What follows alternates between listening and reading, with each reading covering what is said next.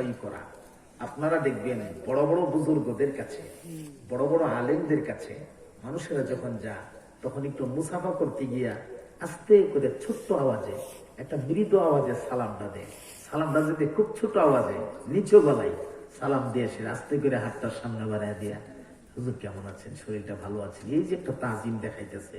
হুজুরের ভয়ে, হুজুর যে ভয়টা করতেছে শেরারতের কারণে না সম্মানে, এই ভয়টা হইল আসল, এই ভয়টা হইল আসল ভয়। আর শেরারতের কারণে যে ভয়টা, এই ভয়টা আসলি ভয় না। আপনারা বুজুর্গদের সাথে দেখা করতে যান না, বড় আলেম, বড় শায়েখ, বড় মাশায়েখ, পীর, বড় বুজুর্গ, তাদের সামনে গেলে এমনি কলিজা কাঁপতে থাকে, কলিজার মধ্যে একটা কম্পনা এসে পড়ে, না জানি কোনো বিয়াদবি হয়ে যায়। এই যে একটা ভয়, তো আল্লাহকে ভয় করো, ভয় করার মতো আজমতের কারণে আমার আল্লাহর চাইতে আজমতওয়ালা, আমার আল্লাহর চাইতে বড়, আমার আল্লাহর চাইতে সম্মানী আর ইজ্জতওয়ালা আর কেউ হতে পারে না। সুতরাং আল্লাহর চাইতে বেশি ভয় জগতে আর কাউকে করা যাবে না। তাহলে সবচেয়ে বেশি ভয় আমরা কারে করব? আল্লাহকে। আরো জোরে বলেন, কারে করব? আল্লাহকে করব। ভয় করার মতো করো। এরপরে আল্লাহ একটা রেড সিগন্যাল দিচ্ছে আমাদেরকে, কঠিন একটা সিগন্যাল। ওয়ালা তামুতুন্না ইল্লা ওয়া আনতুম মুসলিমুন।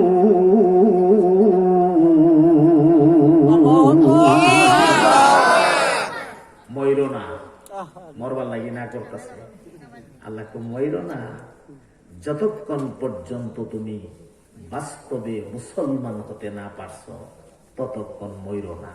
না মইরা পারবেননি, কথা কয় না, না মইরা পারবেননি। আল্লাহকে মইরো না যতক্ষণ তুমি পরিপূর্ণ মুসলমান হইতে পারছো না, তুমি মইরো না। না মইরা পারবেননি, না মইরা যেহেতু পারবেন না, অতএব পরিপূর্ণ মুসলমান আপনাকে হওয়া লাগবেই। কথা কয় না। আপনি বলতে পারেন যে হুজুর আমি তো, আমার আব্বা মুসলমান আব্দুর রহমান, আমার দাদা মুসলমান আব্দুল সাত্তার, আমার পরদাদা মুসলমান আব্দুল গাফফার, আমার পরদাদার বাবা মুসলমান, হ্যাঁ, এরকম ভাবে আমি মুসলমানের ঘরের মুসলমান, আমি একটা সাচ্চা মুসলমান। এরপরে আবার কিতা মুসলমান ওইটা আর তো বুঝতেছি না। এই মুসলমানি কোন মুসলমানি, আল্লাহ যদি তৌফিক দে ভেতরের আলোচনায় ঢুকতে পারলে আপনাদেরকে শোনাবো ইনশাআল্লাহ। ইনশাআল্লাহ এ পর্যন্ত ধৈর্য সহকারে বসতে হবে, অনেক ধৈর্য লাগবে কোরআনের কথা শুনতে হলে, কথা ঠিক না? কিন্তু সমস্যা, অনেক রাতে মাইকে আসছি, প্রায় 11টার কাছাকাছি মাইকে আসছি, 1 ঘন্টা কথা বললো তো 12টা বেজে যাবে। আপনাদের মাহফিল আবার 2 দিন, আজকে প্রথম দিন, বেশি রাত হয়ে গেলে আগামীকাল কাইসা ওই যে বেমাইরা মুরগি দেখছেন না কোন জায়গা বইলে যে বয়া বয়া, এই বেমাইরা মুরগির বাপ ধরে নেবেন আপনারা। তোর বক্তা আজ খাইতো না, কিতা লয়ে বললাম, এটা খালি উঙ্গা। ওই আমরা রে করবো, আগের দিনের বক্তারই মনে লেট করছে। এই জন্য আমি এমন একটা মিল করে ছাড়বো যেন আগামীকালকে আপনাদের তাফসীর শুনতে কষ্ট না হয় এবং সালাতুল ফজর আদায় করতে যেন কষ্ট না হয়। এমন একটা মিল করে আমরা ছুটি নেব ইনশাআল্লাহ। বলেন ইনশাআল্লাহ। এখন আসেন পরবর্তী আয়াতের তরজমা বলতেছি। ওয়াতাসিমু বিহাবলিল্লাহি জামিআও ওয়ালা তাফাররাকু।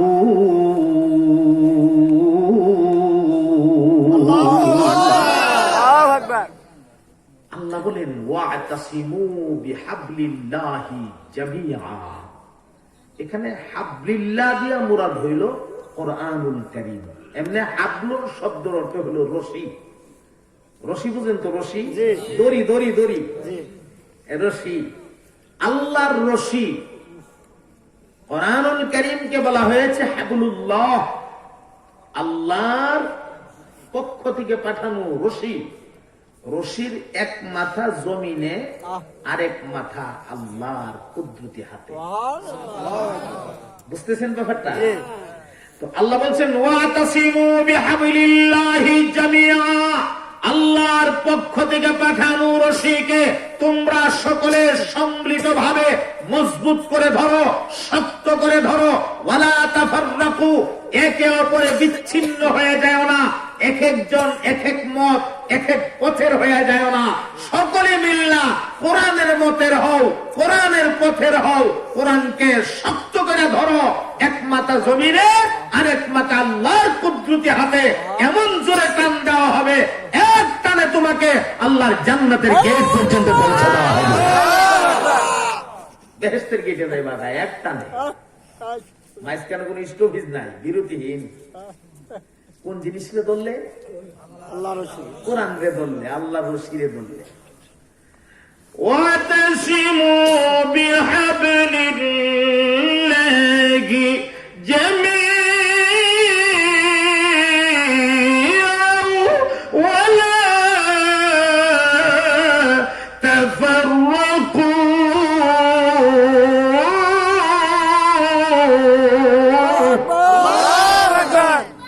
কোরআনকে শক্ত করে ধরো, কোরআনের সাথে সম্পর্ক লাগাও, কোরআনকে মহাব্বত করো, কোরআনকে ভালোবাসো, কোরআনের ঘর মাদ্রাসা ভালোবাসো, মাদ্রাসার সাথে দিল লাগাও, মাদ্রাসার ছাত্র উস্তাদদের সাথে দিল লাগাও, মদিনাওয়ালার সাথে তোমার রুহানি সম্পর্ক হয়ে যাবে।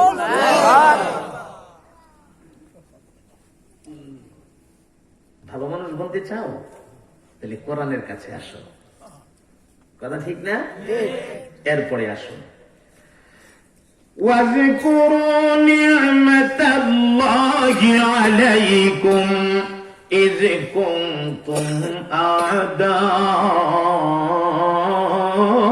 أعداء فألف بين قلوبكم فأصبحتم بنعمته إخوانا وكنتم على شفا حفرة من النار فأنقذكم منها كذلك يبين الله لكم آياته لعلكم تهتدون।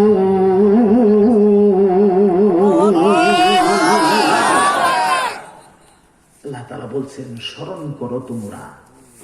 খুব সহজ সরল ভাষায়, আমি আমার ভাষায় আল্লাহর কথাটা আপনাদের জেহেনে দেওয়ার চেষ্টা করতেছি। বই পুস্তকের ভাষায় বললে হয়তো আপনাদের বুঝতে কষ্ট হবে, এই জন্য আমি আমার ভাষায় আপনাদের জেহেনে দিতেছি। বুঝতেছেন আপনারা কথাগুলা?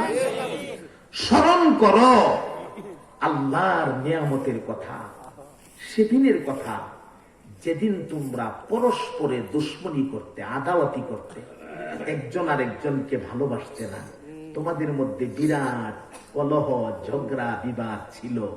হ্যাঁ, এরকম ভাবে তোমরা একে অপর থেকে আলাদা হয়ে থাকতে আল্লাহর রহমত আল্লাহ তোমাদের প্রতি ঢাইলা দিছে, পরে তোমরা একে অপরে ভাই ভাই হয়ে গেছো। একে অপরে কি হয়ে গেছো? এটা দুইটা গোত্রের কথার ইশারা আল্লাহ দিয়েছেন। দুইটা গোত্রের কথা, আউস এবং খাজরাজ নামক দুইটা গোত্র ছিল। ওরা সবসময় মারামারি, দাঙ্গা হাঙ্গামা, কাটাকাটি, ফাসাদের মধ্যে লিপ্ত থাকতো। তো এই মানুষদের কথা আল্লাহ তাআলা এখানে বলতেছেন। তো এখন আল্লাহকে স্মরণ করো তোমরা সে কথা। তোমরা তো আগুনের গর্তের একদম কিনারাতে গিয়া পা রাখছিলে। সহজ করে যদি বলি, তোমরা জুলুম করতে করতে বা অন্যায় ভাবে চলতে চলতে তোমরা জাহান্নামের কিনারাতে তোমরা পা দাঁড় করে রাখছিলে। এ কথা কে কয়? আল্লাহ বলে। তো এমত অবস্থায় আমি আল্লাহ কি করলাম? ফাআনকাযাকুম মিনহা, এ থেকে আমি আল্লাহ তোমাদেরকে মুক্তি দিলাম, অর্থাৎ এখান থেকে আমি তোমরা উঠাই আনলাম। সুবহানাল্লাহ। তাইলে এটা আল্লাহর দয়া কি দয়া না? আরো জোরে কম। আচ্ছা, এরপরে আল্লাহ তাআলা বলছেন আল্লাহর পক্ষ থেকে বর্ণিত যে সমস্ত আয়াত, এই আয়াতগুলিকে তোমরা বিশ্বাস করো, যারা করবে তোমরা হেদায়েত প্রাপ্ত হয়ে যাবে। আল্লাহর নিদর্শন সমূহকে যারা বিশ্বাস করবে ওরা কি হয়ে যাবে ভাই? হেদায়েত প্রাপ্ত হয়ে যাবে। পৃথিবীতে আল্লাহর নিদর্শনের অভাব নাই, এগুলিকে বিশ্বাস করতে পারলে হেদায়েত প্রাপ্ত হয়ে যাবে তুমি। পরবর্তী আয়াতে আসুন, আমরা বিস্তারিত শুনবো যদি আল্লাহ তৌফিক দিয়ে, ভেতরে গিয়ে সময় পাইলে আপনাদের ধৈর্য দিবে। হ্যাঁ, আমরা শুধু তর্জমাটা মোটামুটি কিছু কথা শুনতেছি এখন ইনশাআল্লাহ। ওয়ালতাকুম মিনকুম উম্মাতান ইয়াদউনা ইলাল খায়রি ওয়া ইয়ামুরুনা বিল মা'রুফি ওয়া ইয়ানহাউনা আনিল মুনকারি ওয়া উলাইকা হুমুল মুফলিহুন।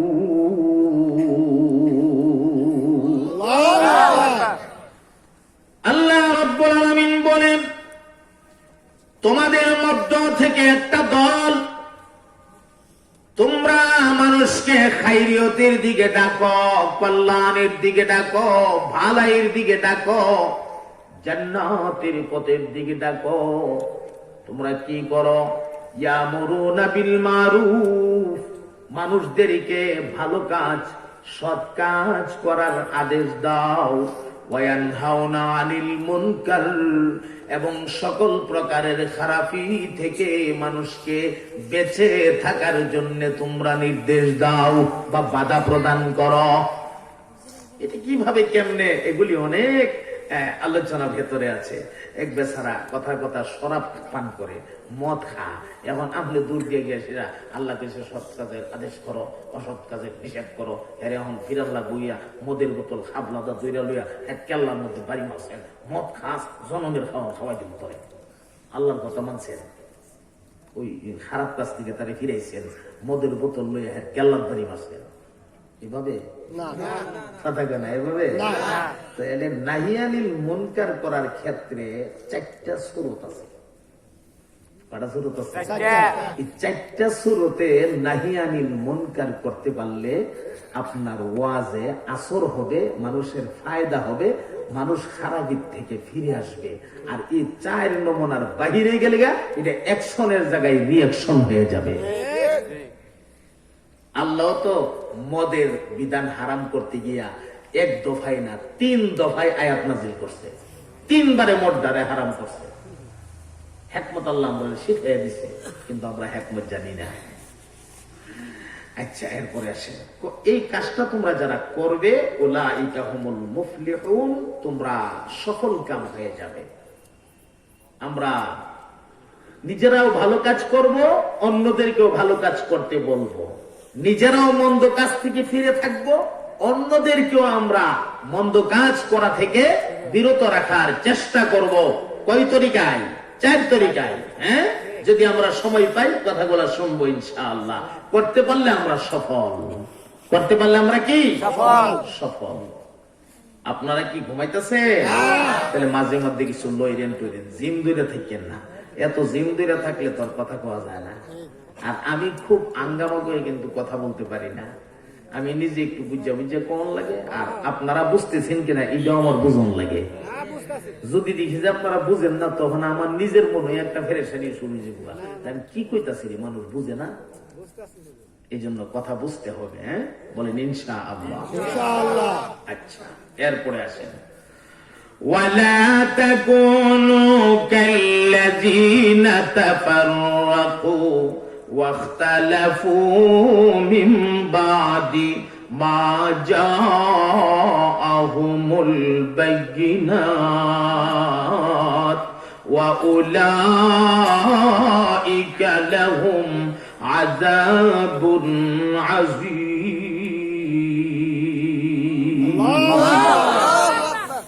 আর ওই সকল মানুষদের অন্তর্ভুক্ত তোমরা হয়ে যাও না যারা বিচ্ছিন্ন হয়ে যাও বা বিচ্ছিন্ন ভাবে চলাফেরা করে, এরকম তোমরা হয়ে যাও না।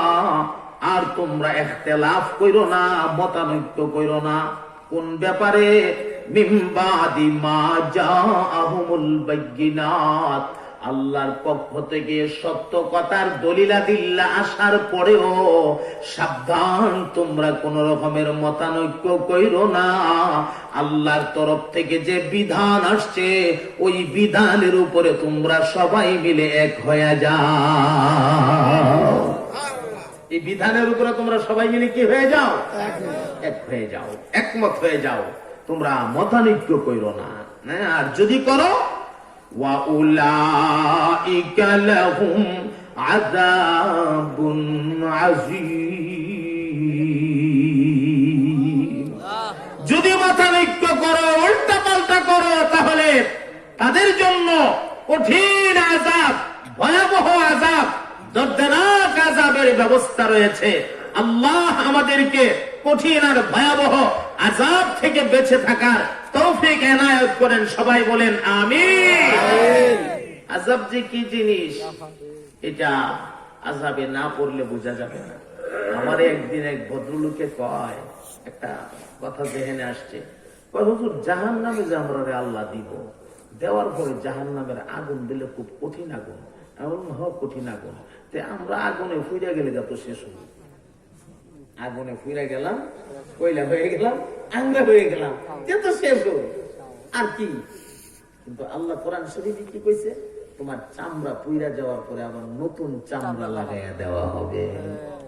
কুল্লামা নাদিজাত জুলুদুহুম বাদদালনা জুলুদান গায়রা, বাদদালনা জুলুদান গায়রাহা। তোমার চামড়া পুইরে গেলে আবার নতুন করে চামড়া দিয়ে দেওয়া হবে। মাংস পুড়ে গেছে, আবার মাংস দেওয়া হবে। হাড় হাড্ডি পুড়ে গেছে, আবার ঠিক করে দেওয়া হবে। মরছ তো মরছ, জীবনে একবারই মরছ, আর জীবনে কোনোদিন মরণ নাই। কথা বুঝতে পারছেন? আমি খুব সহজ সরল ভাবে আপনাদেরকে বলার চেষ্টা করতেছি। আমরা গ্রামের মানুষ, আমরা জানি কিন্তু আপনারা কি পছন্দ করেন, এগুলো আমরা জানি। কারণ আমরা তো মাঠে ময়দানে ওয়াজ করি, আমরা বুঝি আপনারা কি চান। আপনাদের চাহিদাটা কিন্তু আমাদের জানা আছে, কিন্তু তাফসিরুল কোরআন মাহফিল নাম দিয়ে বেকায়দা ফালাইছে। তবে আপনাদের চাহিদা পূরণ করা হবে ইনশাআল্লাহ। আপনারা কি চাইতেছেন জালালী হুজুরের কাছে, এটা কিন্তু আমি বুঝতেছি। কথা বুঝছেন না? এটা হবে, অপেক্ষায় থাকেন ইনশাআল্লাহ। আল্লাহ আল্লাহ ব্যবস্থা করে দিবে ইনশাআল্লাহ। এত মানুষের চাহিদা আল্লাহ পুরা করবে না? গ্রামের মানুষ, ঘটনাভিত্তিক কথা হলে আপনারা কথাগুলি একটু ভালো বুঝেন। এই জন্য যেই জিনিসের অপেক্ষায় আপনারা আছেন আমি সব বুঝতেছি, আপনাদের দিলটা আমি অনেকটাই বুঝতেছি ইনশাআল্লাহ। আপনারা ধৈর্যের সাথে বসেন, আছেন আমার সাথে শেষ পর্যন্ত? বলেন ইনশাআল্লাহ। এখন আসেন সামনে যান।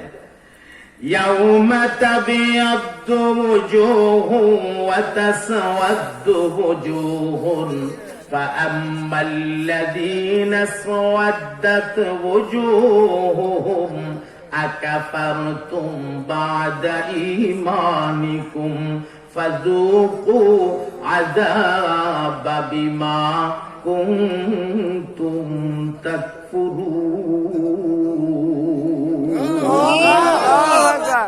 ويوم تبيض وجوه সেদিন কিছু মানুষের চেহারা সাদা থাকবে, ফকফকে সাদা, দপদপ করতে থাকবে, নুরানি চেহারা। আলহামদুলিল্লাহ বলুন। আবার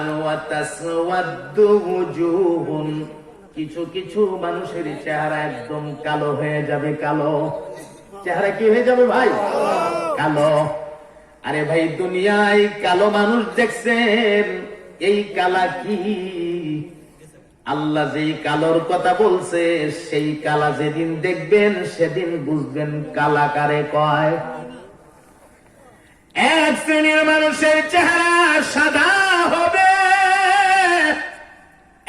দপদপে সাদা, নূরে ঝলমল ঝলমল করতে থাকবে। আল্লাহু আকবার বলে। আর এক শ্রেণীর মানুষের চেহারা কালা হয়ে যাবে, কালা। নাউযুবিল্লাহ। এরপরে আসেন যাদের চেহারা কালা হয়ে যাবে তাদেরকে বলা হবে আকাফারতুম বাদা ঈমানিকুম, ঈমানের পরিবর্তে তোমরা কুফরি শুরু করছো। ইমানকে গুরুত্ব না দিয়ে বুঝি কুফরির গুরুত্ব দিয়েছো। এই কারণে আজকে তোমাদের চেহারা এমন কালো হয়ে গেছে।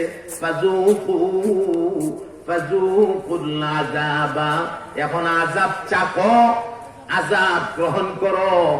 এটাই তোমার মেহমানদারি, এটাই তোমার মেহমানদারি। আজকের দিনে তোমার অন্য কোনো মেহমানদারি নাই। যা তুমি কুফরি করেছো, এই কুফরির বদলা হিসাবে আজকে তোমার এই মেহমানদারি দেওয়া হলো।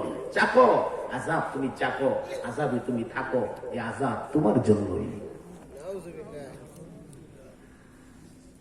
আল্লাহ তুমি আমরা দয়া করে জাহান্নামের আযাব থেকে হেফাজত করো। কঠিন এক জায়গার নাম জাহান্নাম, কঠিন এক জায়গা।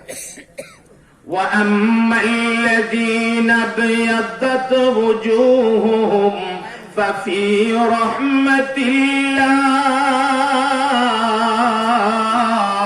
هُمْ فِيهَا خَالِدُونَ।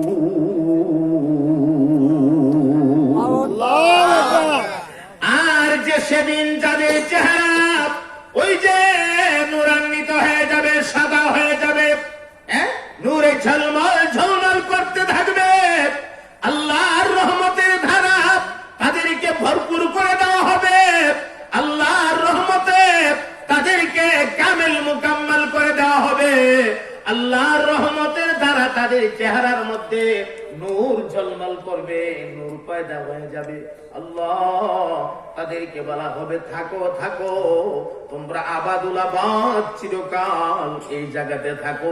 অর্থাৎ এখানে জান্নাতের ইশারা দেওয়া হয়েছে। হুম ফিহা খালিদুন, ওরা জান্নাতের ভেতরে আবাদুল আবাদ আর চিরকাল থাকবে। এই দুনিয়ার বাড়ির স্থায়িত্ব নাই, আছে স্থায়িত্ব আছে। আজকে তুমি মালিক, তোমার আগে ছিল তোমার আব্বা মালিক, তোমার আব্বার আগে ছিল তোমার দাদা মালিক, তোমার দাদার আগে ছিল তোমার দাদার বাবা মালিক, এর আগে ছিল আবার ওই লোকের বাবা মালিক।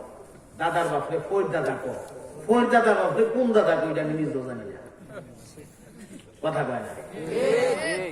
এর আগে ছিল ওই লোকের বাবা মালিক। এইভাবে বাবা বাবা বাবা বাবা করতে করতে এমন একদিন ছিল সারা দুনিয়া বাবা বলতে এক বাবাই ছিল, যার নাম আদম বাবা। আর কোন বাবা টাবা আছেন না, কথা কয় না। বর্তমানে তুমি মালিক। এ ভাই, তোমার পরিবারের সূত্রে মালিক হবে তোমার ছেলে, এরপরে মালিক হবে ছেলের ঘরের নাতি, এরপরে মালিক হবে নাতির ঘরের পুতি, এরপরে মালিক হবে পুতির ঘরের সুতি। সুতির ঘরের তারে যে কি কয় আমার আর জানা নাই। যদি ধারাবাহিক ভাবে